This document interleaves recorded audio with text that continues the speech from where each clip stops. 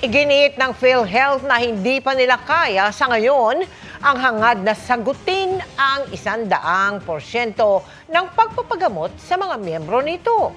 Sa pagpapatuloy ng oral argument sa Korte Suprema kaugnay ng pagsauli ng PhilHealth ng sobra nitong pondo sa Kaban ng Bayan, sinabi ng ahensya na 44.7% pa ang out-of-pocket expenses o inilalabas na gastos ng mga miyembro sa pagpapagamot.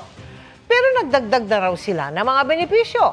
Sabi naman ng Finance Department, napunta sa mga proyekto para sa kalusugan ang 60 billion pesos na ibinalik ng PhilHealth sa National Treasury, gaya ng bayad sa frontliners, pagpapatayo ng mga ospital at pamamahagi ng libreng gamot sa mga mahihirap.